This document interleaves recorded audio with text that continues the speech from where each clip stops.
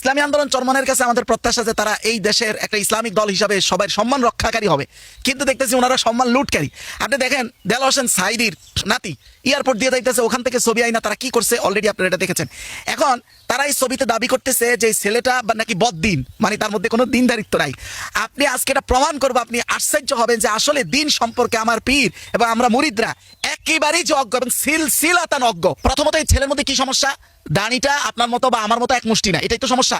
আচ্ছা, দাড়ি যদি এক মুষ্টির কম হয় তাহলে কি সে বদ্দিন বেদিন হয়ে যায়? তাহলে তো বিখ্যাত হাদিস বিশারদ ইমাম নববীকে আগে আপনাকে এটা বলতে হবে। আল আরা আল ফিকহিয়া আল মুআসিরা এই কিতাবের 1 নম্বর খণ্ড 293 নং পৃষ্ঠায় স্পষ্ট যে ইত্তাফাকা শাইখান, দুই শায়েখ মুত্তাফিক হইছে, একমত হইছে। কে কে? ইমাম নববী আর হচ্ছে স্পষ্ট আল মাকসুদ বিশাইখাইন আর রাফিঈ ওয়ান নাওয়াবী।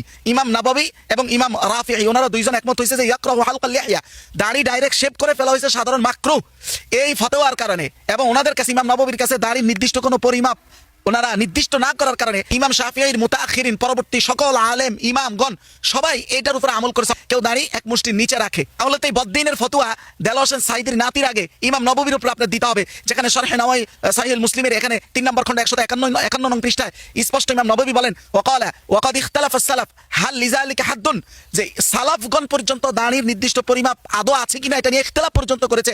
ফামিনহুম মান লাম ইউহাদ্দিদ শাইআন ফি যালিক, তাদের অনেক সালাফ আলেমগণ এমনও ছিলেন যারা মনে করতেন দাড়ির নির্দিষ্ট কোনো পরিমাপ নেই, এক মুষ্টির নির্দিষ্ট কোনো পরিমাপ নেই। তাহলে এই বদ্দিনের ফতোয়া তো ওই সালাফদের ওই আলেমদের উপর আপনাকে আগে আনতে হবে। ইমাম নববীর এই মাসালার কারণে সাইদ কুতুব শহীদ রাহমাতুল্লাহি আলাইহি, যিনি এক মুষ্টি দাড়ি রাখতেন না, অথচ তাকে মিশরের সরকার ফাঁসি দিয়েছিল কি জন্য?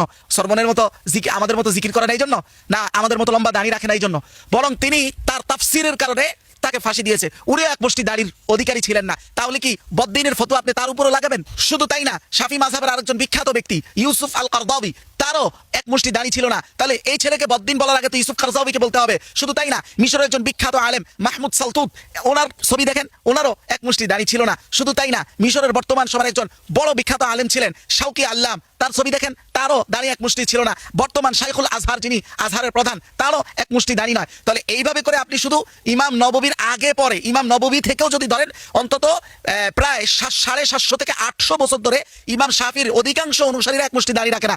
এর মধ্যে বহুত হাজার হাজার আলেম, লক্ষ লক্ষ আলেম ও ইমামরা আছে। তাহলে এদের সবাই বদ্দিন হয়ে গেছে, আমি আর আমার পীর সাহেব সর্বনাই শুধু দিনদার আছি। আসল ঘটনা হলো আমরাও কুয়ার ব্যাং, আমার পীরও হলো কুয়ার ব্যাং। দাড়ি সংক্রান্ত আমার লম্বা আলোচনা অলরেডি আমি করেছি। আপনারা আমরা যে এক মুষ্টি হানাফিরা বলি ওয়াজিব, এটা কি জন্য বলি? এটা আমাদের কাছে হলো আল ইজমা আয-যান্নি, মানে ইজমায়ে যান্নি, মানে হলো ইজমা মানে সম্ভাব্য ইজমা। আর সম্ভাব্য কোনো ইজমার বিরুদ্ধে যদি কারো আমল যায় তাকে মন্দ বলার কোনো সুযোগ নাই। আপনি দেখেন কাশফুল আসরার শারহ উসুল আল বাজদাউই এই কিতাবে, যেটা আব্দুল আজিজ বিন আহমদ আল বুখারী লেখা, ইস্তাম্বুলের ছাপা, 3 নম্বর খণ্ড 261 নং পৃষ্ঠায়, ইউহকামু বিল কুফরি মান আনকারা আসলাল ইজমা, কেউ যদি ইজমার অস্তিত্বকে অস্বীকার করে সেই ক্ষেত্রে তাকে কুফরি বলা যেতে পারে। তবে এখানে স্পষ্ট বলা হচ্ছে আম্মা মান আনকারা তাহাক্কুকাল ইজমা, কেউ যদি কোনো একটা নির্দিষ্ট ইজমাকে না মানে, নির্দিষ্ট ইজমা যে এই বিষয়ের ইজমাটা আমি মানি না, অথবা এই ইজমা সাব্যস্ত হইছে এটা আমি স্বীকার করি না, তাহলে লাম ইয়াসবুত ফিহি ইজমা, সে বলল যে এখানে ইজমা সাবিত নাই। ওয়া আনকারাল ইজমা আল্লাযী ইখতুলিফা ফিহি, যে ইজমা নিয়ে ইখতিলাফ আছে অলরেডি, অর্থাৎ যেটা ইজমায়ে যান্নি সম্ভাব্য ইজমা, ওইটার ব্যাপারে যদি কারো দ্বিমত থাকে ফালা, তাকে কুফরিও ফতোয়া দেওয়া যাবে না, মন্দ কোনো কথাও তার ব্যাপারে বলা যাবে না। পর্যায়ে কথা পর্যন্ত বলা হয়েছে যে ইআলাম আন্নাল উলামা বাদামা ইত্তাফাকু আলা আন্না ইনকার হুকমিল ইজমা যান্নি, উলামায়ে কেরাম এটাতে একমত হয়েছে ইজমায়ে যান্নি যেটা, এটার ক্ষেত্রে এটা কখনোই, এটা হলো গায়র মুজিব লিল কুফর, কখনোই এটা কুফরি ফতোয়ার জন্য যথেষ্ট নয়, মন্দ ফতোয়ার জন্য যথেষ্ট নয়। এমন কেউ ইখতিলাফু ফি ইনকারি হুকমিল ইজমা আল কতঈ, তবে ইজমা কতঈ যেটা মানে অকাট্য ইজমা, ওইটার ব্যাপারেও ইখতিলাফ করেছে, যেমন কা ইজমা সাহাবা, যেমন সাহাবাদের ইজমা, ওইটা অকাট্য ইজমা। এইটার ক্ষেত্রে অনেক উলামায়ে কেরাম বলেছেন যে এইটার ক্ষেত্রেও কুফরি ফতোয়া দেওয়া যাবে না, কারণ স্বয়ং ইজমা যেটা, এটাই তো হলো হুজ্জাতে যান্নিয়া, মানে এটাই তো হলো যান্নি, মানে সম্ভাব্য দলিল, এটাও তো অকাট্য দলিল না। এবার বলেন, ছেলের মধ্যে আপনারা কি দিনদারিত্বের অভাব দেখেছেন? তার দাড়ি এক মুষ্টির নিচে ছিল। আদৌ কি এটা দিনদারিত্বের অভাব, নাকি আমরা এবং আমাদের পীরের সিলসিলাগত মূর্খতার বহিঃপ্রকাশ? পোশাকের বিষয়টা বলি, শরীয়ত কর্তৃক আপনার সতর ঠিক থেকে এবং এমন কোনো পোশাক না পরা যেটা অন্য কোনো ধর্ম বুঝায়, অন্য কোনো ধর্মের বিশেষ পোশাক, এগুলো বাদ দিয়ে শরীয়ত আপনাকে যে কোনো পোশাক পরার পূর্ণ স্বাধীনতা শরীয়ত দিয়েছে। শরীয়ত এই ক্ষেত্রে দিনদারিত্বের কমতি তো বলেই না, একটা তিরস্কার পর্যন্ত করার অধিকার কাউকে দেয়নি। তাফসিরুল মানার, এছাড়াও আর তাফসিরুল বায়ান লি আহকাম আল কোরআন, সৌদির ছাপা 4 নম্বর খণ্ড, এটার 1887 নং পৃষ্ঠায় স্পষ্টই কথা এসছে ফালা ইউজাদু ফিল ইসলাম জিয়ুন ইউসাম্মা জিয়াল উলামা, যে ইসলামে এমন কোনো নির্দিষ্ট পোশাক নির্ধারণ করা হয় নাই যেটাকে আলেমদের পোশাক বলে পরিচিত করা হবে। ওয়ালা লিবাসুন ইউসাম্মা লিবাসুস সালিহিন, এমন কোনো পোশাক নাই যেটাকে সৎ মানুষের, দিনদার মানুষের পোশাক হিসেবে পরিচিত করা হবে। এইরকম কোনো নির্দিষ্ট পোশাক নেই। এক পর্যায়ে এখানে এমন কথা পর্যন্ত বলা হয়েছে যে কানা নবী সাল্লাল্লাহু আলাইহি ওয়াসাল্লাম ইয়ালবাস কামা ইয়ালবাস কওমু, রাসূলুল্লাহ সেই পোশাকই পরতেন যেই পোশাক তৎকালীন সময় কাফেররা পরতো, তার কওম পরতো। তার মানে হলো কাফেররাও লম্বা জামা পরতো, এই জুব্বা পরতো, এটা বলাও হয়েছে। যেমন ওয়াকাদ কানা নবী সাল্লাল্লাহু আলাইহি ওয়াসাল্লাম ইয়ালবাস কামা ইয়ালবাস কওমুহু, যেমন ইমামাতান, যেমন কাফেররা পাগড়ি পরতো ওই পাগড়ি পরা হইতো। ইজারান ওয়া রিদাআন, একই পোশাক। ওয়া রুব্বামা সাউবান ওয়া কামিসান ওয়া জুব্বাতান, এমনকি কাফেররা যে ধরনের জুব্বা, কমিস, সাউব, সিয়াব এগুলো পড়তো ওইটাই রাসূলুল্লাহ পড়েছেন। তাহলে কাফেররা যদি জুব্বা পড়তো তৎকালীন সময়, তাহলে এটা কি দিনদার কাফের? জুব্বা পরলে যদি দিনদারিত্ব হয় তো ওটাকে দিনদার কাফের বলতে হবে। আর জুব্বা না থাকলে যদি বদ্দিন হয়, তাহলে সাইদ শহীদ কুতুব রহিমাহুল্লাহ, ওনারও এমন ছবি আছে যেখানে তিনি শার্ট প্যান্ট পরেছেন। তাহলে সাইদ শহীদ কুতুব রহিমাহুল্লাহ যে তাফসির লিখেছেন, ওই রকম তাফসির আমার পীরকে আরো শতবার বাটা দিলে পর্যন্ত লেখা সম্ভব না। যে তাফসিরের কারণে তিনি শহীদ হয়েছেন, তোনাকেও তো বদ্দিন বলতে হবে, বদ্দিন মুফাসসির বলতে হবে। আমরা এটাই জানি না যে পোশাকের সুন্নত যেটা কোন প্রকারের সুন্নত। এটা সুন্নতে জায়েদা, সুন্নত দুই প্রকার, সুন্নতে মুআক্কাদা, সুন্নতে জায়েদা। সুন্নতে মুআক্কাদা আপনাকে আমল করতে হবে, কিন্তু সুন্নতে জায়েদা যেটা, এটা আমল করা না করা সম্পূর্ণ আপনার ইখতিয়ার। এই বিষয়ে কেউ কোনো কথা বলার অধিকারই রাখে না। আমাদের লেখাপড়ার ঝুলিটা কত কম পরিমাণ এবং জিরো হলে আমরা এইগুলো নিয়ে একজন মানুষের সম্মানকে ধূলিসাৎ করে দেই। আমাদের কাছে এই দেশ ও মুসলমান ও ইসলাম এবং এই মুসলমানের সম্মান যাদের কাছে আমাদের কাছে রক্ষা হয় না, মুসলমান রক্ষা হবে, ইসলাম রক্ষা হবে, যেখানে আমাদের মূর্খরা এখানে ইসলামকে খেয়ে ফেলতেছে। আমরা সারাদিন চেঁচিয়ে যাচ্ছি নেসফুস সাক সুন্নতি পোশাক, জানেও না যে নেসফুস সাক কোন প্রকারের সুন্নতি পোশাক। এটা সুন্নতে জায়েদা, মানে রাসূলের অভ্যাসগত সুন্নত। রাসূল নিজে এই কথা বলেছেন, দেখেন স্পষ্ট সুনানে আবু দাউদের 4093 নম্বর হাদিসের বর্ণনায় আবু সাঈদ খুদরি থেকে বর্ণিত। রাসূল বলেন ইজরাতুল মুমিনিন ইলা নিসফিস সাক, মুসলমানের পোশাক হবে পায়ের নলির অর্ধেক পর্যন্ত। এই কথা বলেই রাসূল বলতেছেন ওয়ালা হারাজা আও লা জুনাহা, আর রাসূল স্পষ্ট কোনো সমস্যা নেই, কোনো গুনাহ নেই, ফিমা বাইনাহু ওয়া বাইনাল কাবাইন, তুমি যদি আরো নিচেও পড়ো, এই নিসফে সাক থেকে আরো নিচেও পড়ো, তাও কোনো সমস্যা নেই। তার মানে রাসূল নিজেই বলতেছেন এই সুন্নতটা হলো অভ্যাসগত, তুমি এর বিপরীত আমল করলেও কোনো সমস্যা নাই। আর ওইটা নিয়ে আরেকজনের ইজ্জত সে লুণ্ঠন করতেছে, সে নাকি বলে ইসলামিক দল। আমাকে এটাও বিশ্বাস করতে হবে এদের মাধ্যমে নাকি খেলাফত আসবে। এরা একটা সুন্নত পালন করলেও জানে না যে এটা কোন প্রকারের সুন্নতের অন্তর্ভুক্ত।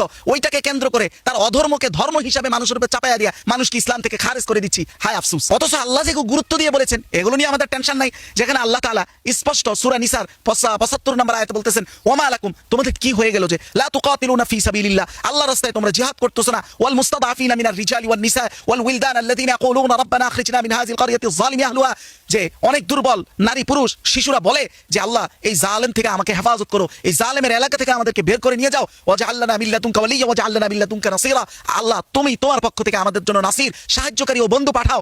সেই নির্যাতিত মুসলমানদের জন্য সাহারা হইতে, বন্ধু হওয়ার জন্য আমাদের শক্তি হলো এক নাম্বার হচ্ছে ঐক্য। ওইটা নিয়ে কোনো টেনশন নাই। যেখানে আল্লাহ তাআলা স্পষ্ট বলেছেন সূরা আনফালের 46 নম্বর আয়াতে ওয়াতিউল্লাহ রাসূলা ওয়া লা তানাজাউ, তোমরা আল্লাহর রাসূলকে অনুসরণ করো, নিজেদের মধ্যে ঝগড়া বিবাদ করিও না। ফাতাফশালু, করলেই তোমাদের প্রতিপত্তি প্রভাব সবকিছু ভেস্তে যাবে। আজকে সেটাই বাস্তবতা, এইটা নিয়ে কোনো টেনশন নাই। গো হারা হারা একটা নির্বাচনে ওইটা নিয়ে টেনশন নাই। 143টা সিটে আমাদের এ গ্রেড, এরপর বি, এরপর সি।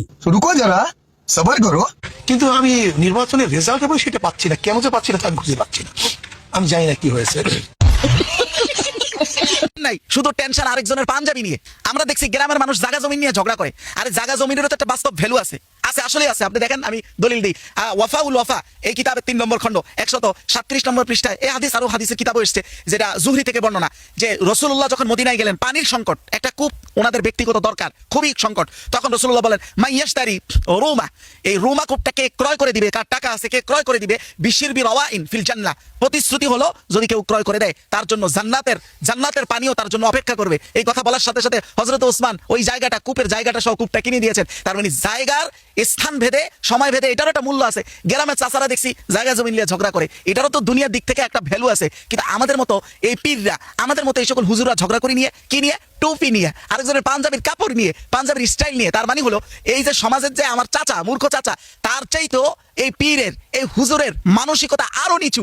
যখন বাস্তবতা এটাই, তখন তার বুঝতে বাকি থাকে না যে রাসূলুল্লাহ স্পষ্ট বলেছেন শেষ জামানায় এমন একটা সময় আসবে আসমানের নিচে সবচেয়ে নিকৃষ্ট মানুষ, নিকৃষ্ট প্রাণীগুলোই হবে আলেমগণ। আর আমাদের মতো এই নিকৃষ্ট প্রাণীগুলোর খপ্পরে পড়েই আজকে মুসলিম উম্মাহ খণ্ড বিখণ্ড, টুকরায় টুকরায় বিভক্ত হয়ে গেছে। আর সর্বশেষ একটা কথা বলবো, ওনারা আরেকটা কথা বলছেন, পীরের ছেলে পীর হইলে দোষ আর আলেমের ছেলে বদ্দিন হইলে দোষ না। এতক্ষণ তো প্রমাণই করলাম যে এটা তো বদ্দিনই মোটেও না, বরং এটা সিলসিলাগত মূর্খতা।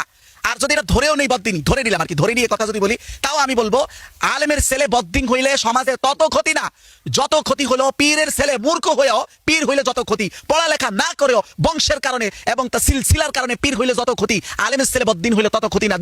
দলিল হলো দেখেন, পৃথিবীতে বহু নবীর ছেলে বদ্দিন হওয়ার প্রমাণ আছে না নাই? নিশ্চয়ই আছে। কিন্তু ওটা কি সমাজের জন্য অনেক বেশি ক্ষতি হয়েছে? না, হয় নাই। বরং আল্লাহ তাআলা সূরা বাকারার 124 নম্বর আয়াতে বলতেছেন, ওয়াইজি বিতালা ইব্রাহিম রাব্বুহু বিকালিমাতিন ফাতাম্মাহুন্না, যখন হযরত ইব্রাহিমকে তার রব পরীক্ষা করেছেন কিছু কালিমা দ্বারা এবং তিনি তা পূর্ণ করেছেন, তারপরে আল্লাহ বললেন, ইন্নী জাইলুকা লিন্নাস ইমামা, হে ইব্রাহিম তোমাকে আমি সমস্ত মানব জাতির জন্য ইমাম হিসাবে নিযুক্ত করলাম। যখন এই কথা আল্লাহ ইব্রাহিমকে বললেন, হযরত ইব্রাহিম বললেন, ক্বালা ওয়া মিন যুররিয়াতি, হে আল্লাহ আমার পরিবারের লোকদেরকে ইমাম বানান। তখন আল্লাহ স্পষ্ট ঘোষণা করলেন, ক্বালা লা ইয়ানালু আহদিজ জালিমিন, আমার এই মানসাব, আমার এই আহদ, আর পক্ষ থেকে এই কাজের মর্যাদা জালেমরা কখনো পাবে না।